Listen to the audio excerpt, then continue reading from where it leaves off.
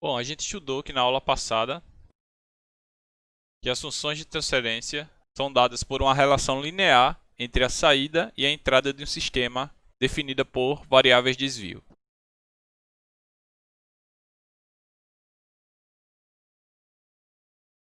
Então, é a Laplace da variável de saída pela variável de entrada, ambas com variáveis de desvio, a gente tem a função de transferência. E essa é uma relação linear. Só que a gente pode ter também modelos representativos de processos que são não lineares. Quando a gente tem modelos não lineares, a gente não pode aplicar diretamente a transformada de Laplace, porque ela é uma relação linear para obter a função de transferência. Por isso a gente tem que linearizar as nossas equações diferenciais. E a linearização ela é feita através da aproximação de cada termo através da série de Taylor. Então, se você tiver, para obter a função de transferência de um modelo, você tem que tirar as variáveis da função de entrada e de saída. Se essas equações diferenciais forem não lineares, você aproxima em série de Taylor para linearizá-las.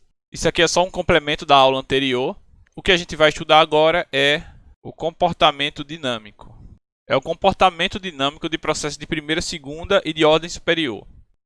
Então, vamos começar pelo processo de primeira ordem. O que seria um processo ou um sistema caracterizado com a dinâmica de primeira ordem? É basicamente um sistema onde a gente pode descrevê-lo por uma equação diferencial de primeira ordem. Então, aqui eu tenho essa equação diferencial de primeira ordem, onde eu tenho uma entrada U, variável de saída y. Aqui eu tenho a variável de saída, o y. E aqui eu tenho a variável de entrada U. Eu vou dividir todo mundo por A de 0 aqui, só para tirar deixar essa constante aqui 1. Tá? Então vai ficar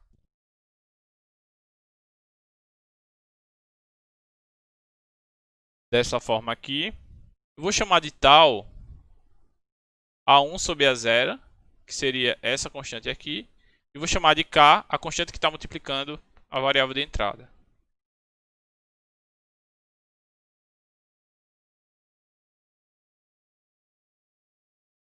E se a gente tirar o Laplace dessa equação de cima, a gente tem que tal é igual a y de s menos y' de 0, tudo já em variável desvio, mais y de s, que é igual a k u sobre u de s. Tá? Em variável desvio, a gente sabe que o estado estacionário sempre é inicial, o valor inicial do estado estacionário sempre é 0. Então a gente fica aqui. Então eu vou isolar o y de s aqui e passar para lá o que sobrou. Tá? Y de s, u de s vezes k, tal s mais 1. Se a gente passar isso para cá, para achar a função de transferência, lembrando que a função de transferência é a relação da saída com a entrada,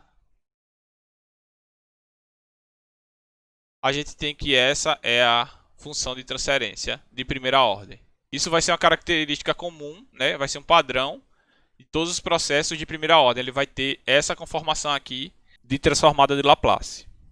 Essa função de transferência ela tem dois parâmetros, K e tal. O K ele representa o ganho do estado estacionário. E o que seria isso? Esse ganho ele vai representar o quanto minha variável de saída vai mudar quando eu tenho alguma entrada. Então, o ganho ele vai representar, né, o ganho da sua variável de saída, né, o quanto sua variável de saída ela vai mudar quando eu tenho uma variação na entrada. Vejam que quando eu aplico alguma entrada aqui, eu multiplico a função de transferência pela entrada e o K ele multiplica essa entrada. Então, a variável de saída vai ser diretamente proporcional ao meu ganho. Tá? Lembrando que isso aqui é variável de desvio, então a variação da variável de saída vai ser proporcional ao K. A gente tem também o tal. Esse tal ele é a constante de tempo do processo. Né? Ele vai dizer quão rápido o meu processo vai atingir o estado estacionário. Tá? Vamos agora aplicar um degrau de magnitude m nesse meu processo, né? Então a gente tem a entrada, o de S, que é um degrau de magnitude m. Aqui está a função de transferência g de S. Vou multiplicar a de entrada pela função de transferência g de S. E o que é que eu vou ter de saída? Então vamos fazer aqui. Y de S é igual a multiplicação entre o degrau de magnitude m, a transformada de Laplace para o degrau é a magnitude do degrau dividido por S, multiplicado pela minha função de transferência, tal S mais 1. Essa é a equação para o degrau de magnitude m. Daqui a gente pode tirar a transformada inversa, né, fazendo expansão em frações parciais. Eu não vou entrar em detalhes aqui como é que faz isso, porque a gente pode fazer diretamente no Python, né? O resultado dela é mk 1 menos e elevado a menos t sobre tal. Eu tirei a função de transferência da derivada de primeira ordem, apliquei um degrau e tirei a transformada inversa. Percebam que quando o tempo vai para infinito, o que é que sobra? mk 1 menos 1 sobre e elevado. Esse termo aqui está indo para infinito, né, porque ele está positivo, ele vai para baixo. Esse termo aqui ele vai para infinito e esse termo aqui ele vai para zero. Então aqui sobra só o 1 multiplicando o mk. Então, quando o tempo vai para infinito, sobra só mk. Esse é o valor final do meu processo no estado estacionário, quando o tempo vai para infinito, tá? Eu também consigo tirar esse valor apenas aplicando o teorema do valor final aqui, tá? Então, se eu tirar o limite de S, se eu tirar o limite dessa função multiplicado por S, quando S tende a zero, eu chego no mesmo resultado, né? Então, está multiplicando aqui, vai cortar os dois, esse termo aqui vai para zero, vai sobrar só mk. Então, vamos implementar esse sistema de primeira ordem aqui para a gente conseguir resolver essa função de transferência, tá? Primeira coisa que a gente vai importar é a biblioteca simbólica, como sim. Depois a gente vai usar a função abc import e vai importar o s e o t, o s já sendo variável de Laplace e o t variável tempo. A gente vai importar a biblioteca NumPy também, caso a gente precise, como np. Da biblioteca simbólica do Python .integrals, a gente vai importar a transformada inversa de Laplace, tá? A gente vai utilizar essa função para achar a inversa da transformada de Laplace. A gente vai importar também a função de plotagem como PLT. E aqui eu falei que o t que eu estou importando ele é uma variável positiva, então eu não vou desconsiderar os valores negativos de tempo. Aqui eu estou considerando uma entrada degrau, m sobre s, né, que está lá no nosso problema. E eu considerei aqui m como sendo 1, um degrau unitário, então u vai ficar 1 sobre s. A função de transferência eu considerei como k igual a 2 e tal igual a 1, então vai ficar 2 sobre 1s mais 1, a função de transferência. Para calcular a resposta de saída é só multiplicar a entrada pela função de transferência, eu consigo achar quem é y de s. Para calcular a transformada inversa, eu vou chamar essa transformada de y de t, né? Aqui está no domínio de Laplace, eu quero transformar para o domínio do tempo. Então, y de t é igual a inversa Laplace transform da função resultante, né, da saída no domínio de Laplace. E eu quero fazer a inversa de s para t. Vai ficar dessa forma. Eu vou imprimir aqui para ver como foi o resultado, tá? Y de t, pedir para rodar. O resultado é esse daqui, 2 menos 2e elevado a menos t. Isso é o resultado da inversa dessa função de transferência quando eu aplico esse degrau. Essa é a resposta, tá? Só que agora, vamos supor que eu queira plotar essa resposta aqui ao longo do tempo. Eu quero substituir valores de tempo aqui, de forma automática, para que ele plote em um determinado espaço de tempo. Primeira coisa que eu preciso fazer é gerar um vetor tempo. Tá? Então aqui eu gerei um vetorzinho de tempo de 0 a 10 com 100 divisões, tá? Igual a gente já fez, np.linespace. Aqui a gente vai criar outra linha para poder fazer a iteração de substituição desses valores de tempo nessa função aqui. A primeira coisa que eu preciso fazer para isso é criar um vetor para y. Eu já tenho o vetor para t, eu não tenho o vetor para y, porque isso aqui é uma expressão simbólica. Eu vou criar um y de v com zeros. E que tamanho precisa ser esse vetor? Tá? Ele precisa ser do mesmo tamanho do vetor de tempo, para o gráfico dar certo. Né? Para cada valor de y, eu preciso ter um valor de t. Então, eu vou criar um valor, um vetor genérico de zeros, contendo vários zeros. E o tamanho dele vai ser o mesmo tamanho do meu vetor t de v. Então, para fazer isso, eu coloco len. O que eu vou fazer agora é substituir os valores 0, o valor 0, pelo valor equivalente da função substituída por t. Para fazer isso, eu vou fazer uma expressão que o novo valor de y de v ele vai ser igual ao y de t substituindo pelo vetor tempo, concordam? Então eu vou substituir o vetor tempo, eu vou substituir a variável t pelo vetor t de v.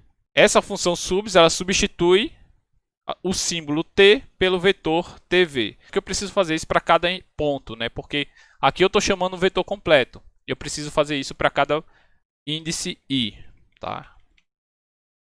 Então eu vou precisar fazer um laço aqui para cada índice. Chamar um for i in range. Então eu estou fazendo um for, um valor de i. Ele vai pegar o valor de i equivalente ao tamanho do vetor tempo.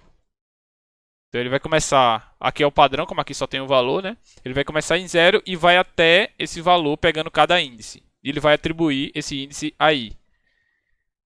E ele vai fazer essa expressão aqui de baixo para cada índice i. Tá? 2 pontos aqui. Vamos ver se roda. Pedir para imprimir y de v para ver se ele substituiu. Pronto, substituir todos os valores, tá? Só explicando mais uma vez como é que ocorreu isso daqui, tá?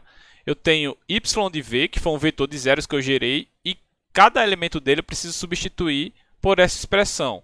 Então, eu pego essa expressão aqui, que ela chama y de t, vou usar a função subs para substituir o quê?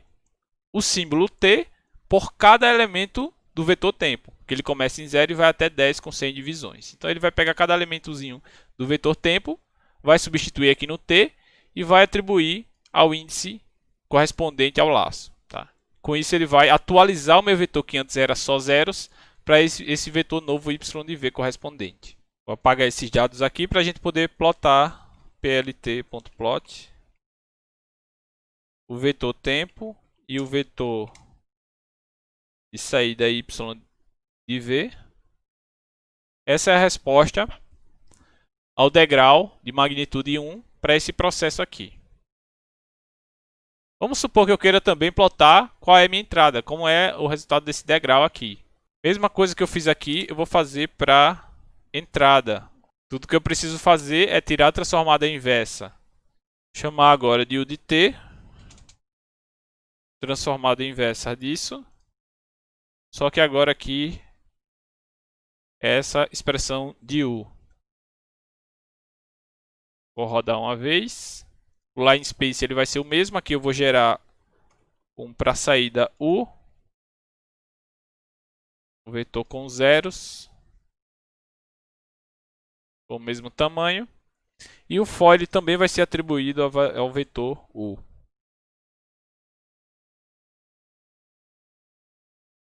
Só que agora ele vai chamar a função u de t para atualizá-la.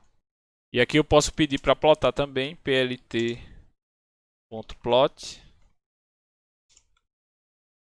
tv y de v, que é o de v. Pronto. Como o degrau é unitário, tá? Ele entende que aqui ele não estava tendo mudança nenhuma. Chegou no tempo igual a 0, ele mudou para 1. Não é que, tipo, antes de acontecer isso, ele já estava em 1. É como se ele estivesse em 0. Estava os dois no estado estacionário. Houve um degrau aqui. E ele continuou no 1. Na variável de entrada. E a variável de saída teve essa resposta. Vamos alterar alguns valores aqui. Porque esse gráfico aqui, da resposta do meu sistema, ele diz muita coisa sobre a dinâmica, tá? Então vamos fazer o seguinte. Aqui é uma entrada unitária, né? Um degrau unitário. e vamos alterar esse valor de K e de tal para ver o que é que muda no meu sistema, certo? O K aqui está igual a 2, então quando eu dou um degrau unitário, ele vai, em termos de variável desvio, né? Ele vai ter uma variação de magnitude 2, tá? Vamos aumentar um pouco esse ganho aqui para ver o que acontece. Vou colocar 5.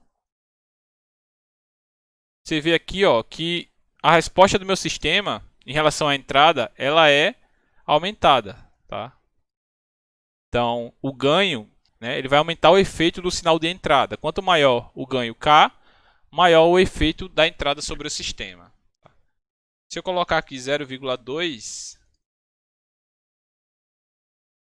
a saída vai ser mitigada, né, pelo valor do ganho K. Então, o ganho ele vai dizer, ele basicamente vai ser um amplificador ou um redutor do efeito do sinal de entrada no meu processo. E se eu tiver esse ganho negativo? Tá? Se eu tivesse um ganho, por exemplo, -1, o que é que ia acontecer? Vamos ver o que é que acontece aqui. Eu ia ter a resposta inversa do meu sistema. Né? Então, para um degrau positivo, né? Estava em 0, foi para 1, eu tenho uma variação negativa na minha variável de saída. Tá? Se eu tenho um ganho negativo, eu tenho uma variação negativa em relação à variável de entrada. E o tal? O que é que o tal influencia no meu sistema? Vamos voltar aqui para o valor 2, estava antes. A saída do meu sistema ela tem essa resposta para uma entrada degrau. Se eu mudar o valor de tal, o que é que vai acontecer? Eu falei para vocês que o tal ele é a constante de tempo do meu sistema e ele está diretamente relacionado com a velocidade de estabilização dele, né? A velocidade de resposta dele. Tá? Vamos aumentar esse valor aqui para 10 para ver o que acontece. Então veja, eu aumentei o valor de tal e chegou em 10, o sistema não se estabilizou ainda. Veja que mudou todo o equacionamento, né? Porque eu mudei esse valor de tal e o valor não se estabilizou ainda. Vamos diminuir aqui agora e colocar 0,3. Veja que o sistema ficou muito mais rápido, né? Então, quanto menor a constante de tempo, mais rápida é a resposta do meu sistema, né? E mais rápido ele se estabiliza. Isso lembrando para um sistema de primeira ordem, tá? Tudo que a gente está analisando aqui é válido para um sistema de primeira ordem. A constante de tempo ela tem uma peculiaridade. Se eu disser que o tempo ela é igual à constante de tempo, minha expressão ela fica dessa forma aqui. É elevado a menos tal sobre tal.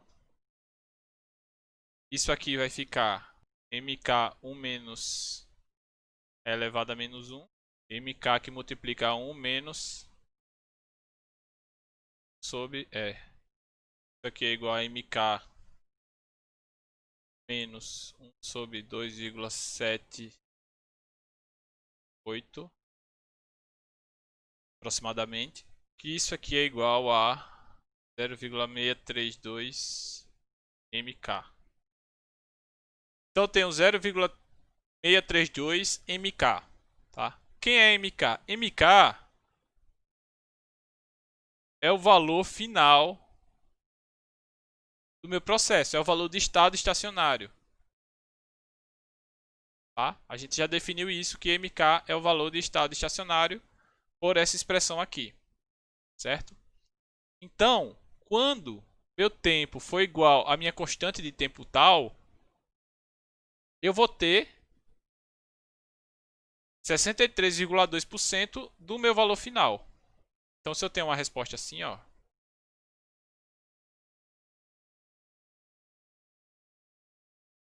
quando eu tenho tempo aqui igual à constante de tempo da minha expressão, eu tenho 63,2% do valor final. Seria o valor do estado estacionário. Isso aqui vai ser importante mais na frente para a gente conseguir a função de transferência a partir de dados experimentais. Tá? Vamos fazer a mesma análise agora para sistemas de segunda ordem. Então, eu tenho uma equação diferencial de segunda ordem.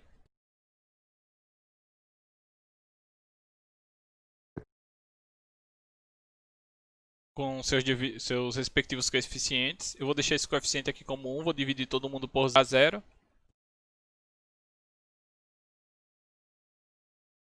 Para a segunda ordem, eu vou definir ele um pouco diferente. Eu vou fazer que esse primeiro coeficiente aqui ele vai ser tal ao quadrado. Esse segundo coeficiente aqui ele vai ser uma multiplicação 2 vezes o fator de amortecimento vezes tal. E esse valor aqui vai ser o ganho. Substituindo, a gente tem que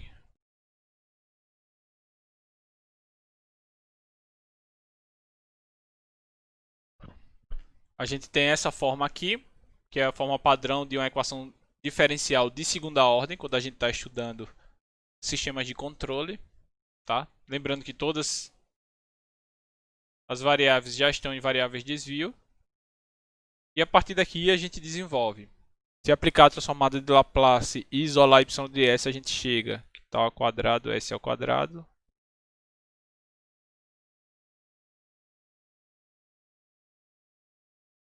Vezes o de s sobre o de s é igual a k tal ao quadrado, s ao quadrado mais 2 é tal s mais 1. Então essa aqui é a forma padrão de uma equação diferencial de segunda ordem quando a gente tira a função de transferência dela para uma entrada U de t. Para entender o significado físico de cada um desses termos que a gente substituiu aqui na equação, a gente vai aplicar integral de magnitude m. Então vou dizer que U de s é igual a m sobre s. Então aqui fica y de s, mk sobre s, tal ao quadrado, s ao quadrado, mais 2, mais s mais 1. Então percebam, esse denominador aqui, lembrem que isso aqui representa os polos do meu sistema. Então aqui a gente já sabe que a gente tem um polo em S igual a 0 e a gente consegue tirar o polo isolando o S aqui, tirando a equação de segunda ordem, né? Dessa forma, tal e epsilon vão influenciar diretamente na posição dos meus polos. Então isso é extremamente importante, tá? A gente perceber. Em específico, para o fator de amortecimento, a gente tem 3 situações. Se ele for maior que 1, a gente tem a situação de um sistema super amortecido. Se ele for igual a 1, a gente tem uma condição de criticamente amortecido. Se ele for menor que 1, ele é subamortecido. Se o epsilon for igual a 0, o sistema não é amortecido, não tem nenhum tipo de amortecimento. E se ele for menor que 0, o sistema ele é instável. Para todo valor de epsilon maior que 0, a gente vai ter algum tipo de amortecimento. Para valores iguais a 1, a gente não vai ter nenhum tipo de amortecimento. E para valor menor que 0, a gente vai ter instabilidade. Tá? Isso está diretamente relacionado com a posição dos polos no meu sistema. Vamos ver como é que isso funciona se a gente simular esse processo e mudar os valores. Aqui eu fiz a função de transferência de segunda ordem para o mesmo degrau unitário. Aqui a gente tem 1 sobre, eu coloquei o tal como sendo 1, s ao quadrado, mais 2 vezes o tal vezes o e, que eu vou colocar inicialmente como sendo 0, tá? O epsilon ele é inicialmente 0. A gente espera que quando o epsilon é igual a 0, a gente não vai ter amortecimento nenhum no meu sistema. Então vamos rodar aqui para ver o que acontece. Então vejam que a gente só tem oscilação, a gente não tem a parte exponencial, né? Isso se dá porque a gente não tem parte real nesse polo aqui. Se vocês isolarem o S, não vai ter parte real, só vai ter parte complexa, tá? Por isso que a gente só tem a função senoidal. Vamos aumentar esse valor aqui agora para 0,5, o valor do fator de amortecimento, para ver o que acontece. Aí mudou totalmente a minha equação, né? Ela já tem uma parte exponencial. Vamos rodar aqui para ver o que acontece. Isso aqui é o mesmo código que eu usei anteriormente, só que eu só fiz mudar a minha função de transferência. Tá? Então veja que aqui a gente tem tanto uma parte oscilatória, né, tanto senoidal como exponencial, para a perturbação que a gente utilizou, degrau. Né? Então esse é o sistema aqui subamortecido. Vamos aumentar mais esse valor aqui agora para 1, para ver a terceira condição, que é a condição de criticamente amortecido. Criticamente amortecido é dessa forma aqui. Se eu aumentar esse valor para maior que 1, o que é que a gente vai ter? Vamos colocar aqui 2. A ideia é que ele fique com mais amortecimento ainda, então o sistema ele vai demorar mais para ir para o estado estacionário e não vai ter a mínima oscilação. Que ele vai ser puramente exponencial. Veja que não tem a parte senoidal aqui. Quanto mais eu aumentar o amortecimento do meu sistema, mais lento ele ficará. Veja que está em 10 e está longe de estabilizar, né? Colocar 5 aqui, rodar tudo de novo. Está mais lento ainda, tá? O criticamente amortecido ele não vai ter parte oscilatória, né? Vai ser o limite.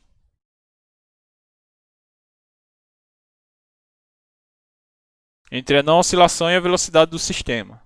Se eu diminuir um pouquinho a mais, 0,9, ele já vai ter um termo aqui senoidal. O termo senoidal ele aparece aqui quando eu diminuo para menor que 1. Ele já começa a ter algum nível de oscilação, mesmo que bem pequena aqui, tá vendo? Então esses são os possíveis casos relacionados ao fator de amortecimento do meu sistema de segunda ordem. Lembrando que esse fator de amortecimento só vai aparecer em sistemas de segunda ordem, tá? Dentre todos esses, o mais importante que a gente vai mais ver em sistemas de controle vai ser o sistema subamortecido. Quando a gente aplica controle realimentado em um processo, geralmente a gente vai ter uma condição de sistema subamortecido, né? Falando um pouco ainda sobre os processos de dinâmica de segunda ordem, a gente pode ter sistemas de segunda ordem em algumas situações. A primeira delas é quando a gente tem dois processos de primeira ordem em série.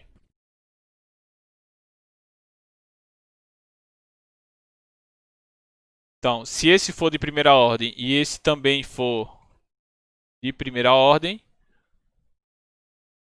a equação resultante y de s sobre u de s vai ser de segunda ordem.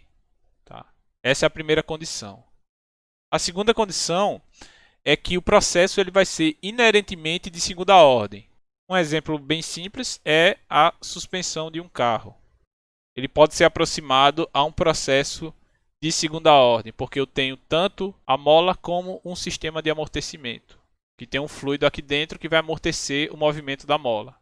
Então, ele é inerentemente de segunda ordem. Outro processo que pode ser inerentemente de segunda ordem seria o movimento de um líquido em manômetros. Imagine que a gente tem um tubo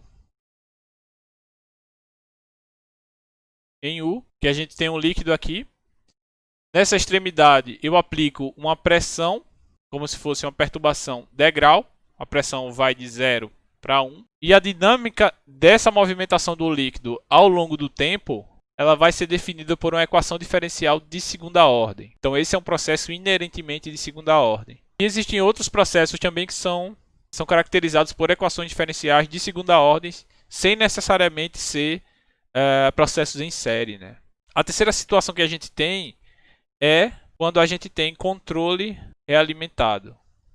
Então, mesmo que a gente tenha um processo de primeira ordem, se a gente implementar um controle realimentado nele, ele vai se transformar em um processo de segunda ordem. Então, o controle ele vai mudar diretamente a dinâmica do meu sistema.